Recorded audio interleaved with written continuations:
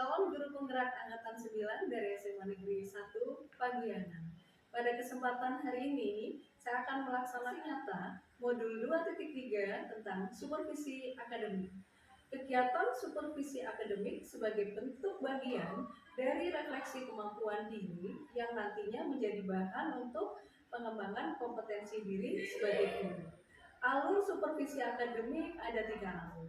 Yang pertama adalah alur praobservasi, kedua observasi, dan yang ketiga pasca observasi.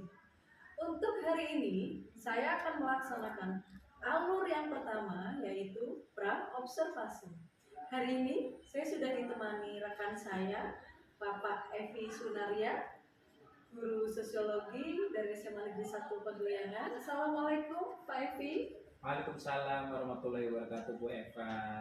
Bagaimana kabar hari ini Pak Evi? Alhamdulillah baik dan luar biasa, Bu Eva. Baik, alhamdulillah. Kalau begitu nih terlihat sangat semangat sekali nih Pak Evi. Sebelumnya bisakah Pak Evi memperkenalkan diri dulu? Baik, terima kasih. Assalamualaikum warahmatullahi wabarakatuh. Perkenalkan, nama saya Evi Sunaria. Saya adalah guru sosiologi di SMA Negeri 1 Pagiangan. Baik, terima kasih atas perkenalannya Pak Evi. Seperti kesepakatan kita bahwa hari ini saya akan membersamai Pak Evi untuk pembelajaran di kelas. Siap, Bu. Nah, ini sebelumnya saya mau bertanya dulu, bagaimana nih perasaan Pak Evi saat saya akan melakukan supervisi hari ini? Iya, Bu. Yang pertama tentu senang gitu ya, Bu. Tapi ada grogi-groginya sedikit, Bu. Karena senangnya karena memiliki kesempatan untuk dapat melakukan refleksi pengembangan diri dengan bantuan rekan sejawat, sehingga nantinya saya tahu apa hal-hal yang bisa saya kembangkan, kompetensi apa yang perlu saya tingkatkan, dan hal-hal apa yang masih harus saya perbaiki sebagai seorang guru, Bu. Oke, apa yang sudah Pak Evi persiapkan untuk berjalannya kegiatan supervisi kali ini, Pak? Insya Allah saya sudah mempersiapkan hal-hal yang berupa materi pembelajaran yang akan saya ajarkan, lalu menyiapkan beragam media pembelajaran agar lebih memudahkan dalam proses pembelajaran, Bu. Seperti sudah tak siapkan videonya, PowerPoint-nya, dan LKPD yang nanti akan dibagikan pada peserta didik.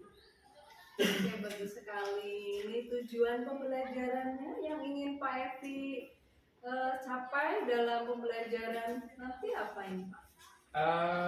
Saya terus terang mau melakukan melalui model pembelajaran problem based learning atau PBL dengan pendekatan diskusi, sehingga harapannya peserta didik itu dapat menggali informasi tentang materi individu dan sosial dan kelompok.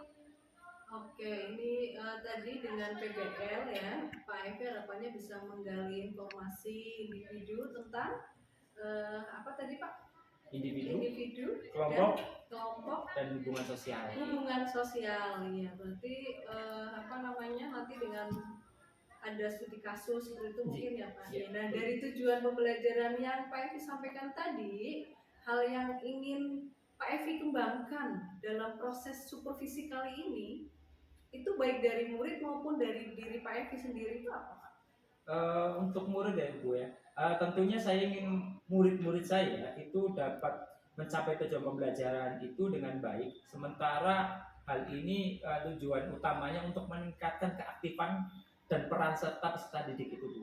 Dia lebih aktif itu melalui forum diskusi kelompok nantinya, lalu nanti ada sesi tanya jawab antar kelompok. Harapannya peserta didik saya nanti lebih aktif dan lebih kritis dalam menyikapi permasalahan yang dihadapi. Sementara untuk pengembangan kompetensi pribadi sebagai seorang guru, harapannya dapat memenuhi kebutuhan belajar siswa yang beragam yang saya fasilitasi melalui diskusi kelompok ataupun ragam media yang saya siapkan. Iya, bagus sekali ini. Jadi Pak Evi berharap agar materi belajar itu bisa menumbuhkan keterampilan critical thinking begitu Pak, berpikir kritis, yaitu sesuai sekali dengan 4C cakapan abad 21. Bagi Pak Evi juga tadi harapannya adalah bisa berhasil memberikan pembelajaran yang sesuai dengan kebutuhan kayaknya belajar murid. Iya, betul. Nah, ini berbicara berbicara strategi. Lalu strategi apa yang akan Pak Evi lakukan untuk bisa mencapai tujuan pembelajaran yang tadi Pak Evi sampaikan? Tentu saya menyiapkan ragam media pembelajaran yang harapan saya mampu memfasilitasi peserta didik agar bisa mengerti tentang apa itu makhluk individu, kelompok, dan hubungan sosial, Bu. Tentu saya menyiapkan hal itu dengan ragam media. Yang pertama saya siapkan video pembelajaran. Yang kedua saya juga tampilkan PowerPoint. Yang ketiga juga saya tampilkan ragam media dalam bentuk flipbook dan buku pegangan peserta didik itu, Bu. Wah, luar biasa sekali ini. Saya jadi penasaran ini nanti berjalannya pembelajarannya sebagus apa begitu. Nah, ini tantangan, bicara tantangan. Apa tantangan yang Pak Evi hadapi dalam mengajarkan materi tersebut kira-kira? Tantangan yang pertama itu di mana peserta didik saya harapannya mereka mampu memahami materi tentang individu, kelompok, dan hubungan sosial yang sebenarnya mereka sudah melaksanakan itu baik di sekolah ataupun di masyarakat. Bagaimana peran mereka sebagai makhluk individu, sebagai makhluk sosial atau kelompok, dan bagaimana mereka juga menerapkan hubungan sosial baik di lingkungan sekolah ataupun di masyarakat. Itu tantangannya, namun hal ini biasanya mereka lupa bahwa sebenarnya itu sudah dipelajari dan ada dan mereka sudah melaksanakan, namun belum sampai dipahami dalam bentuk implementasi yang bisa mengarah pada oh ya saya mengerti materi ini dan saya sudah mempelajarinya itu. Sehingga harapan saya bisa mampu memfasilitasi strategi yang beragam itu dan bisa memahamkan pada mereka bahwa mereka sudah menerapkan itu loh di masyarakat itu. Oke, bagus sekali nih. Lantas langkah pembelajaran apa ini yang akan Pak Evi lakukan untuk mengatasi tantangan yang Pak Evi sampaikan tadi? Tentu di tahap awal saya akan memberikan pertanyaan pemantik gitu ya Bu ya, untuk memancing nalar kritis mereka. Lalu saya juga tampilkan video agar mereka bisa menyimak penjelasan tentang materi individu, kelompok, dan hubungan sosial. Lalu saya bagikan LKPD, lembar kerja peserta didik, di mana di dalamnya mereka nanti akan berdiskusi antar kelompoknya yang sudah dibentuk berdasarkan diferensiasi, berdasarkan minat mereka, ya baik ada yang bersifat senangnya barangkali pakai video ya. Nanti saya berikan tugas mereka membuat laporan hasil diskusi dalam bentuk video atau dari digital yang lain seperti infografis atau barangkali mereka sukanya dengan paper atau kertas manual ya, maka mereka boleh menggunakan laporan hasil diskusinya dengan kertas itu. Oke, seru sekali obrolan kita kali ini. Nah, dalam rangka observasi ini, Pak Evi, apa yang bisa Pak Evi simpulkan dari pertemuan kita ini? Tentu kegiatan praobservasi ini penting bagi saya itu ya, terutama dalam melaksanakan pembelajaran di kelas. Saya harus menyiapkan segala sesuatunya dengan matang dalam hal ini ya, tentu perencanaan atau planning, sehingga apa yang menjadi kebutuhan dalam pembelajaran dapat disiapkan lebih awal, lebih dahulu dengan matang. Maka harapannya tujuan pembelajaran dapat tercapai dengan baik, peserta didik juga dapat memahami materi yang disampaikan, yang didiskusikan. Dan saya merasa selama ini dalam pembelajaran terus terang agak kurang persiapan itu ya Bu ya, karena barangkali administrasi yang cukup banyak yang harus disiapkan dengan keterbatasan waktu, sehingga kegiatan pembelajaran barangkali kurang maksimal atau kurang optimal.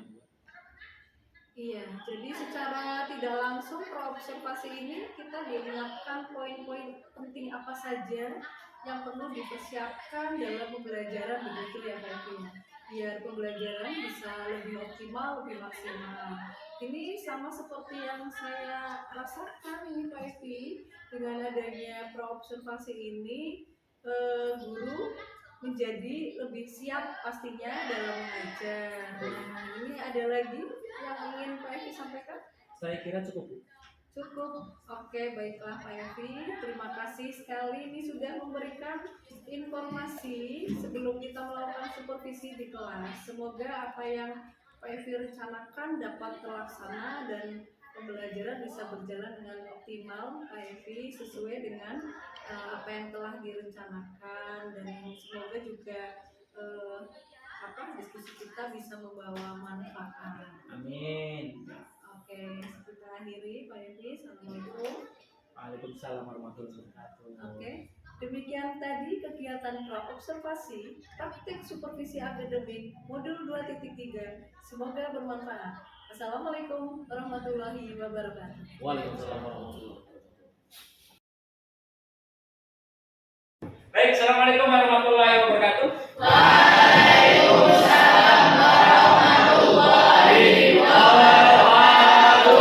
Selamat pagi semuanya, apa kabar kalian? Alhamdulillah,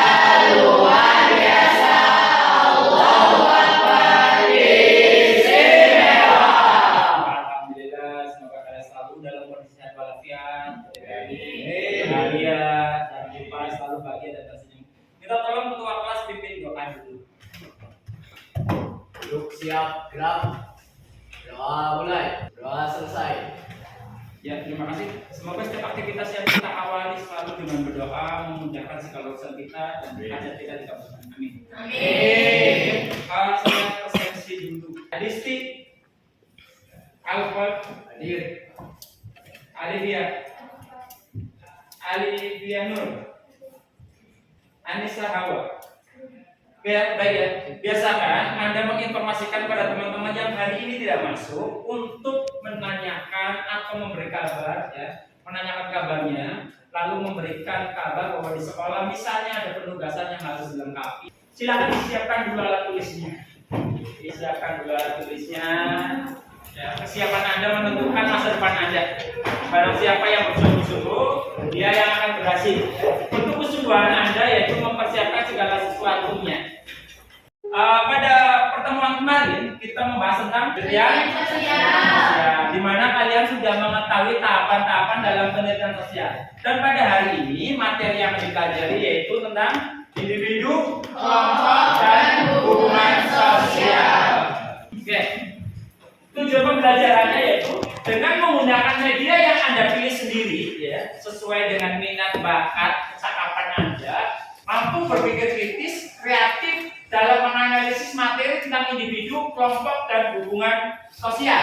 Adapun capaian pembelajarannya mengenali dan mengidentifikasi realitas individu, kelompok, dan hubungan sosial, mengolah materi tentang realitas individu, kelompok, dan hubungan sosial. Yang harus Anda capai, yang pertama, mengkaji hubungan sosial antar individu dan kelompok untuk memahami kehidupan sosial dalam masyarakat. Yang kedua, membuat ragam media, lalu mengkomunikasikan materi tentang individu, kelompok, dan hubungan sosial. Ragam medianya apa? Bahwa Anda mempunyai keinginan ingin membuat laporan hasil diskusi, baik berupa paper atau yang berbahan kertas atau digital. Yang paper bagaimana Pak? Anda silakan bisa buat pop-up, infografis, poster dari kertas. Sementara yang pakai digital menggunakan Canva atau audio video, misalnya pakai bikin PowerPoint misalnya, atau infografis dari Canva dan media editing lainnya. Gitu ya. Nilai karakter profil pelajar Pancasila yang harus Anda capai, yang pertama menanamkan nilai religius, yang dimana di SMA Negeri 1 Pagoyangan tiap pagi ada pembiasaan pagi, ada mujahadah, ya. Yang berikutnya pembiasaan pagi yang kedua yaitu apel hormat bendera dan menyanyikan lagu nasional supaya tertanam jiwa nasionalisme dalam diri Anda semua sebagai pelajar Indonesia. Yang kedua, bergotong royong, karena nanti Anda akan berkelompok membuat laporan hasil diskusi. Yang ketiga, berpikir kritis. Ya, Anda tidak hanya menuangkan ide dari materi yang Anda baca, tapi juga Anda menuangkannya lalu mempresentasikan. Yang lain ya, bisa mengkritisi dari teman-teman yang menjadi perwakilan maju untuk presentasi. Yang berikutnya, kreatif. Bentuk kreativitasnya, Anda bisa melaporkan hasil diskusi tadi dalam bentuk paper atau dalam bentuk kertas atau digital. Sekreatif Anda. Jawablah pertanyaan pemati di bawah ini. Menurut Anda, apa yang dimaksud dengan individu? Silakan angkat tangan saja. Individu adalah satu orang, perorangan, jadi nggak berkelompok. Oke, individu adalah perseorangan atau sendiri, tidak berkelompok. Pertanyaan yang kedua, menurut pemahaman Anda, apakah pengertian kelompok? Kumpulan dari beberapa sama gitu. Oke, menurut Walan Perak, kelompok adalah kumpulan dari beberapa orang yang memiliki tujuan yang sama. Ada yang tadi apa? Kelompok merupakan sekumpulan individu yang berada di suatu tempat dan terbentuk atas dasar latar belakang serta tujuan yang sama. Nah, silakan Anda ya nanti berkelompok sesuai dengan tes diagnostik yang kemarin kita bahas. Nah, dari semua itu, ini silakan lihat sumbernya. Sumber belajarnya saya berikan dalam bentuk video. Anda nanti boleh memilih sumber belajarnya dalam bentuk video atau PowerPoint yang nanti saya share. Anda silakan siapkan HP-nya dengan perangkat QR kodenya. Ya, ini cara fotonya. Atau buku. Sebagai bentuk literasi digital, Anda nanti ini silakan sumber videonya. Bisa dipelajari. Ya. Atau dari sumber belajar digital yang lain berupa Flipbook digital 1 dan 2. Anda scan saja, Anda pelajari. Atau Anda boleh pakai buku pegangan yang Anda miliki sebagai bahan presentasi kelompok atau sebagai bahan belajar kelompok masing-masing.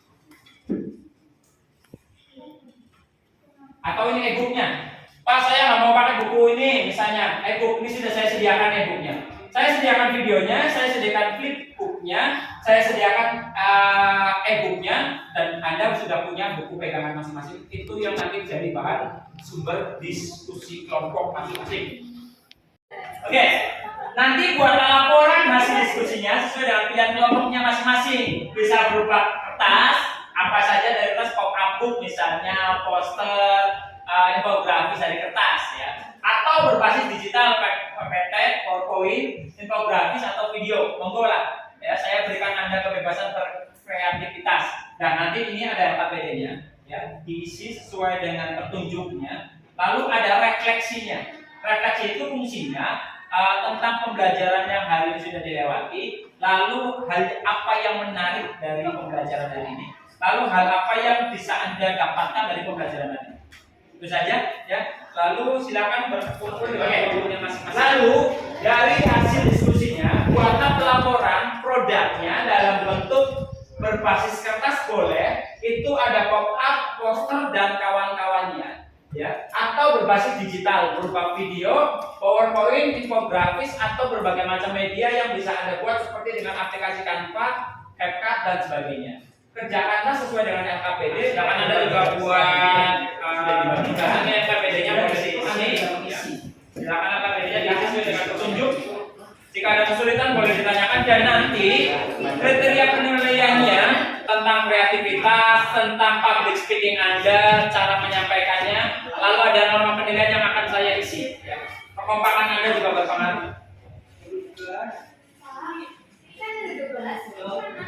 Ya. Nanti yang maju perwakilan saja, yang maju 3 orang saja. Ya, yang lain ikut membantu menjawab pertanyaan dari kelompok yang lain ya. Nanti kan perwakilan tidak maju. Ya, yang lain boleh menanggapi dari apa yang disampaikan kelompok yang maju. Silakan. Silakan didiskusikan.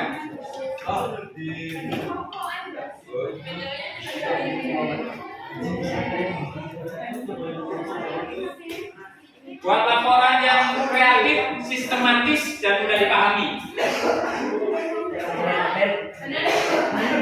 Tadi anak Anda bisa tulis bagus itu baik. Setelah Anda berdiskusi, saatnya Anda mempresentasikan. Ketika ada temannya yang presentasi, silakan disimak, diresum boleh, ya, diresum. Anda mereka sendiri untuk belajar sendiri. Siapkan pertanyaan untuk kelompok yang presentasi.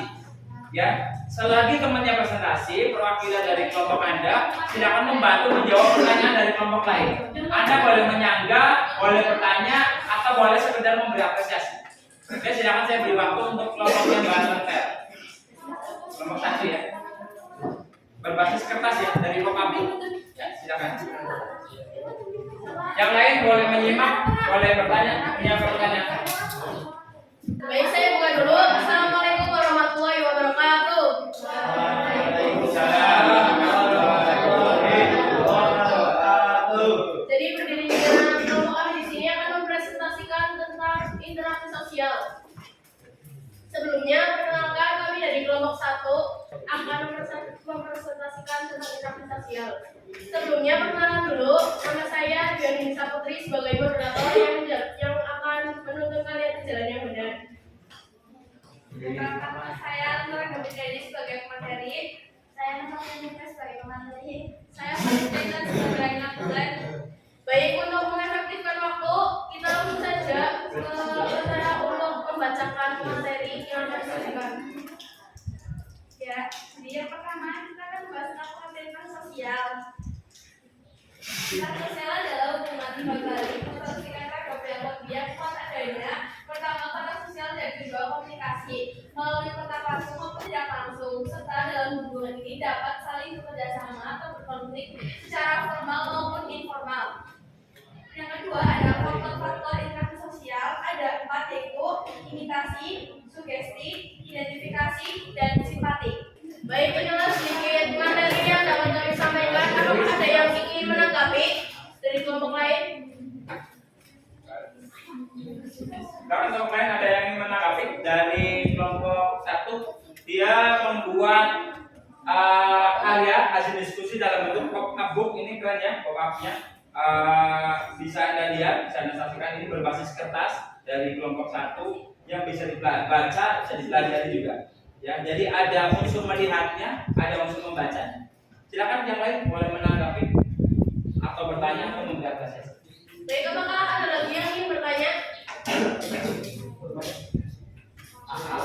Baik, jika tidak ada, untuk melakukan akan membacakan kesimpulan yang telah ada di presentasi. Mulai dari presentasi pada hari ini adalah interaksi sosial merupakan hubungan timbal-balik antara dua pihak melalui kontak sosial maupun komunikasi. Faktor-faktor interaksi sosial ada 4, yaitu imitasi, sugesti, simpati, dan identifikasi. Manfaat interaksi sosial salah satunya adalah meningkatkan solidaritas. Yang kedua adalah pertanyaan dari bahwa pertanyaannya tolong dijelaskan mengenai faktor-faktor interaksi sosial. Yang pertama jawabannya imitasi.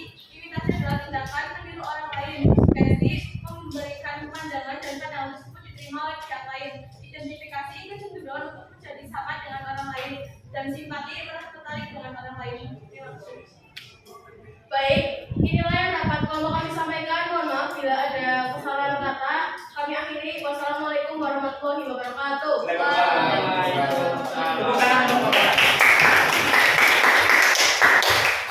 Ya, sebuah presentasi yang luar biasa dari kelompok 1 dengan media presentasi hasil diskusinya dan berbasis kertas dalam bentuk pop-up. Tadi ada beberapa pertanyaan dari mereka sebagai bentuk bernalar kritis ya. Kedua kelompok presentasi masing-masing dari kertas, ada yang dari digital dan sebagainya. Selanjutnya dari kelompok 3. Oke ya. Lalu silakan untuk mengukur ketercapaian pembelajaran hari ini. Silakan kerjakan post test berikut, keluarkan HP-nya, scan QR kodenya, di situ ada latihan soal. Ya. Untuk mengukur ketercapaian pembelajarannya, apakah pembelajaran hari ini bisa Anda pelajari atau bisa Anda pahami sehingga hasilnya maksimal dengan pembelajaran yang sudah dilakukan dari model diskusi dengan berbagai macam media pembelajaran. Ada yang bisa buka?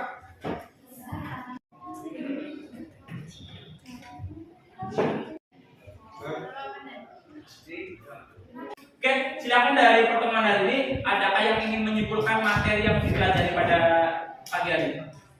Silakan Mbak Renta. Kesimpulannya bisa dipelajari pada hari ini adalah kita sebagai makhluk individu, sebagai kelompok yang berarti makhluk sosial, akan melakukan hubungan sosial karena kita membutuhkan orang lain. Oke, terima kasih atas simpulannya. Berikutnya silakan isi refleksinya.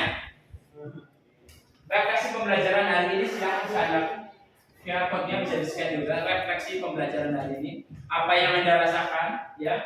Bagaimana perasaanmu setelah mengikuti pembelajaran hari ini? Hal menarik apa yang telah dipelajari pada kesempatan hari ini? Itu silakan bisa sambil itu.